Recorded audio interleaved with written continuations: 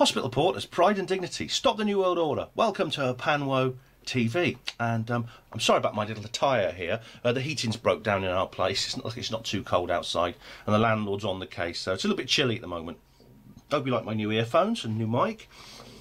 As you know, if you listen to CMR, I had to abort my show on Tuesday just before I went on the air, which is a bit of a pain in the arse for me and for you, so apologies for that. Anyway, the date is the 21st of December 2013, or 130105, 5 Chiccan, 3 Kankin. 1 year ago today, the Mayan Long Count Calendar changed, it didn't end, it changed from one of its giant recurring 5,126 year cycles to the next. And I do urge you to go to the links in the description box for a bit of background over that, because there's also an article I wrote. It's all about this subject and about how I've covered it before. Basically, in the years leading up to that date, as you know, 2012 was sort of like the central pivot around everything else we were doing in this alternative community, and there was all kinds of diverse ideas about what it was all about, what would happen. And do look at the links in the description box if you're unfamiliar. If you've been watching for a long time, you'll know that I covered this at the time last year, and there's some videos I made at the time. And strangely enough, I was one of the few who did, which is a pity, but I think people gave up towards as we got close to it, and they've certainly given up. A lot of people have given up now. And I think the London Olympics, you remember the Apocalyptics?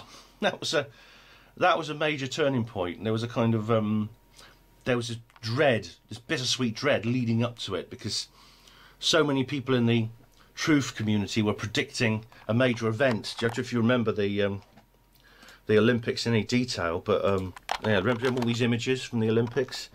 God, I remember. I never forget watching the Olympic ceremony, the closing ceremony. Oh yeah, there's loads of stuff went on there. And a lot of that, everyone was saying something would happen. There'd be a major false flag terrorist attack, maybe even an alien invasion, either real or staged.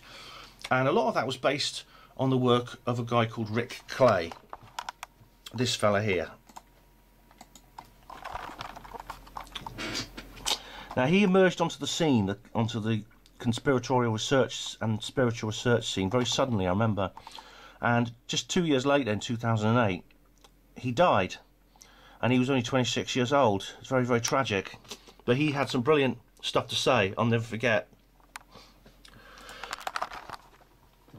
Wait a minute. Yeah, it was, and of course, I remember watching Ian R. Crane talking about this as well. And actually, I did an interview with Ian on CMR just after the Olympics. I was the first person. It was the first interview he gave after the Olympics was on my show on CMR, which I was very, very pleased about. Great honour that. And of course, we got through this Apocalyptics, the 30th Olympiad, with no mishap at all. Just a minor breakdown of the ticket sales computer. And at the end of it, I don't know about you, but I felt relief that nothing had gone wrong. But it was very ambivalent kind of relief. There was a part of me that wished something had happened, that the Illuminati had played their last card and they weren't still waiting. And then I felt guilty for thinking that way, of course. But I think it was a huge blow to 2012 eschatology, because everyone was building themselves up for something to happen that would begin the end game, and we could just get in there and get it over with. And a lot of people sort of gave up after that, and I call these people 2012 casualties. And there's this woman I met actually in 2009, and I met her at Ian R. Crane's conference, AV2, and she was really keen on all these alternative ideas. And a couple of months ago, our paths crossed again. I ended up talking to her on the phone for an hour, and she's totally changed. She's a completely transformed person. She's completely dropped off the scene. Very little interest, very little or no, very little I'd say, interest in anything paranormal, spiritual, anything conspiratorial. She's actually quite cynical about these things. She used to be very enthusiastic about them. Now her ideas are bordering on sceptical, actually. And I'd say she's become quite a conventional person. I mean, we talked a lot, and she wanted to go on about which was the best mortgages, which was the best pensions.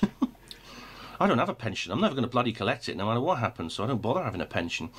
About she's training to be an advertising manager, and I think above all she's focusing on her personal life. She's got a new husband, she got married again recently, and she's got 2 children, and she wants to concentrate on that. And I think it's the 2012 No Show that turned her into that person. And it's sad because it's, as I explained in the, if you look at the background links at the time, I said this is not what 2012 is meant to be. It's not going to be a single decisive manifest moment when everything is different. And of all the different ideas that came out, spiritual rebirth, an explosion of knowledge and wisdom into planet Earth, and human souls going up to the 5th dimension, whatever that means. And we all wake up on the morning of the 22nd as priests of High Atlantis. And that was nonsense. And this DVD is one I bought a few years ago, a few years before 9/11. It's called 2012 The Odyssey, and by Sacred Mysteries.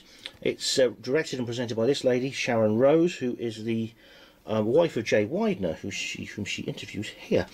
It sort of sums up the New Age position, actually, on 2012. It is very New Agey. Mark Passio would not like this film at all. It's not over the top, I'd say. I mean, it does make the point, you know, that I've been making in this film, which is that it's not all, we're not all going to wake up one morning, everything's going to be fine, it's all going to happen on the same day. It does make the point this is a process, it's an ongoing process that does go on and on through a number of years, maybe decades, even centuries. So, so it's not, it is watchable, I'd say, and fairly enjoyable and fairly informative. It does have that dark side of the New Age, though. There's a lot of talk about global warming and carbon emissions, a lot of talk about overpopulation. One of the guys says, oh, well, this Earth can only support 1 billion people going to work on bicycles. She visits the Georgia Guidestones at one point and thinks they're a good thing. So I'm very I'm concerned about that. Interesting interviews with various people: Jose Orgales, John Mager Jenkins, Jeff Stray, who I've mentioned, and these other people who you may recognise. Greg Brain, I'm familiar with. If you can get hold of a copy, it's worth watching. Give you an idea more of what I'm talking about. And it was equally nonsense, the idea of apocalypse. The Earth, the entire universe, whatever, was going to be destroyed by nuclear war, tsunamis, earthquakes, comets, Nibiru, volcanoes, solar flare, quantum wave collapse. There were hundreds of these scenarios. Oh, it was an absolute nightmare. I mean, Jeff Stray is the guy who I think was the most sensible of these researchers, and I recommend his book. And I talk about Jeff in the original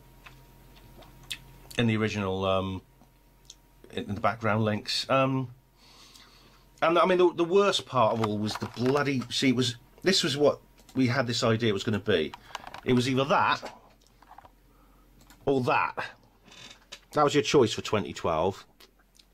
This is Jeff's book, Beyond 2012, Jeff Stray. It's a very, very good book. This was the absolute nadir of 2012 culture. It was this very tiresome and ridiculous epic by Roland Emmerich, one filmmaker I really can't stand. And another major tripound was Nancy Leader. Do you remember she was saying, go and drown your puppies in a lake before 2012? And a website came about because people were committing suicide over this. So someone set up this website, 2012hoax.org, all about it. And they did a good job, actually, of a guy called Astro Geek who ran it. And they actually did a good job diffusing a lot of this nonsense. But unfortunately, they did it from a very sceptical angle, because they covered other subjects in the paranormal, UFOs, 9/11, and they did it from a very sceptical angle, and they featured Randy, you know, James Randi, Michael Shermer, people like that, Professor Chris French, and people like that. Sorry, my mouth's a bit sore. Got a bit of an ulcer coming, I think. And I knew people who just like, they just said, I can't take this anymore, and they just backed out of it, and nothing happened. So over the last course, I mean, more than going back before the end of the last year, I mean, before that, I think people have given up. Most people, I think, given up on it altogether. Some people understand what it's about, like me. I think I understand what it's about. Some other people understand what it's about. And it's about it's a very, very long process, and it's something that's going on. It'll take a number of years, and I think we've got reasons to be hopeful that things have changed, and we've had two very widespread conspiracy theories prove true, haven't they? One was the Hillsborough disaster. This was this terrible disaster in Sheffield in England in 1989. Almost 100 people died, 1,000 were injured. Now, the local authorities and the police were criminally negligent in the cause of that tragedy, and people should have gone to jail for that. And they knew it, and they tried to cover that fact up.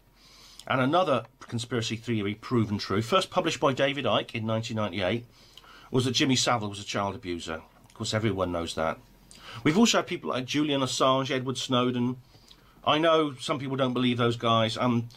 It's just it's possible that they're not who they say they are, but it's if they're real, if there's a chance they're real, then this is a symptom of this awakening. And also the reaction to this year's Bilderberg group, the Fringe Festival I went to, if you remember. And I think this is a sign of the times. And I did a follow-up interview with Andy Thomas just a few weeks ago, and we discussed this back in August. Now, one of the features, the most common and obvious experience, the most commonly experienced feature, the most obvious one in the years leading up to 2012 was what they called the quickening. And this is a speeding up of notional time. And notional time is the subjective sense of time passing, as opposed to the exact measurement of the speed of time with a clock. And to give you an example, if you ever said something like, "Today's dragging, isn't it?" Or "Doesn't time fly when you're having fun?" If you do that, you're making a statement of notional time. And from the late 1980s, more and more people reported sensing the speed of notional time was increasing. And I was one of these people. In fact, a year in the late 2000s of my life is equivalent to about 6 years of my early childhood. Now, some people have told me this is just a product of growing from childhood to adulthood, but I'm not the only one who thinks this. A lot of people who are much older than me and who were adult when I was a child said they noticed the same thing. And Ian said, we're getting 18-hour days. Now, a lot of theorists have predicted that after the 21st of December 2012, we get a reverse quickening, a sense of notional time slowing down. Now, I have not had that feeling, I must say. I've not noticed a reverse quickening. But then again, it could be, if it declines the same way as it's sped up, it may be several years before the deceleration of notional time reaches a level where we can perceive it. So I don't think we should give up on this 2012 thing. It's not, people say, well, it's not what it promised to be. No, it's not what some idiots thought it was going to be, all right? Or deliberate disinformers, I think. We should take heart. We made progress. We should strive for more. We've got Hillsborough and Jimmy Savile proven true. Let's strive for more. Let's make more progress. And let's make the next Bilderberg conference even bigger. The Fringe Festival. Cosmic forces influence the world, but we carry out our actions. And it's basically down to us. It's our choice. It's our hard work, our integrity, our determination, and most of all, our love. We have to love. This is where the cosmic forces come in. But it could happen very easily. It could be a change of mind away, as David Icke says. And I like quoting David Icke, as you know. There was a great researcher, a South African guy, an open-minded scientist called Lyle Watson, and he first proposed the 100th monkey effect, which I'm sure you've heard of. And it could be that the 21st of December 2012 was the actual moment we hit that 100th monkey. I mean, if that's the case, we're a year after it. We'll soon find out, won't we? Thanks for watching, and a happy solstice and 2012 +1. Hospital porters, pride and dignity, stop the New World Order.